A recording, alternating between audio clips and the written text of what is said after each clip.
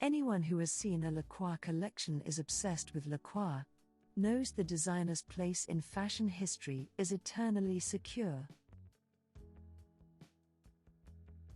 Lacroix, noted the historian Anne Hollander soon after the designer arrived on the scene in 1987, is daring like Picasso. He reveled in color and volume, and he was credited with making the haute couture feel vital and relevant, in a way it hadn't for years. Lacroix's exuberant, joyful clothes captured the era's zeitgeist. My motto when I was a teenager was "too much is never enough."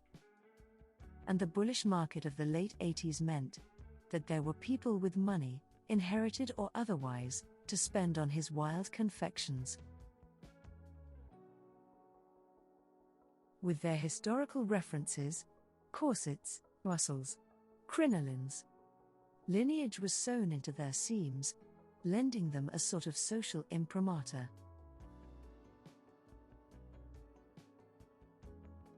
Let's talk about Fall-Winter 1988 Haute Couture collection.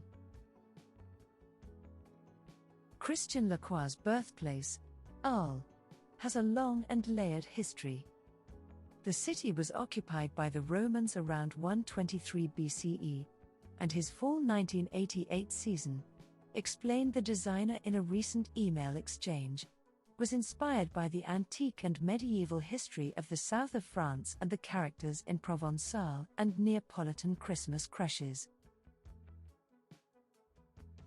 With this show, Lacroix moved a bit away from the airiness of his first two collections, in which Pouf skirts figured large, and into a sort of golden, or gilded age.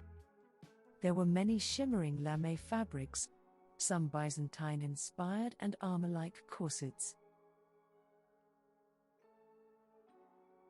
A jacket, made of diamond-shaped pieces embroidered by Lesage, had the touch of the Harlequin, or Commedia dell'arte, about it, as Lacroix says. The designer's research was always deep, and while he retained some literal reference, the magic came from confluences of inspirations. Take look 15 on Couture Neon, which the designer singles out as a favorite.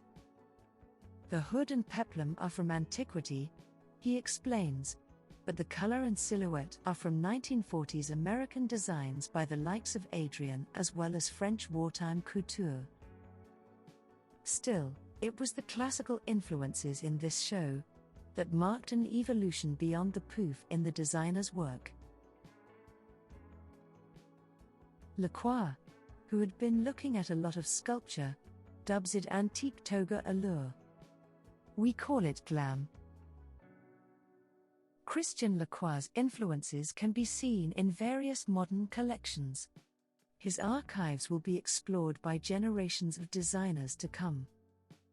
Not only is Lacroix now a French national hero, but he is also very much an international asset, whose heritage is above rubies. Let's not forget that.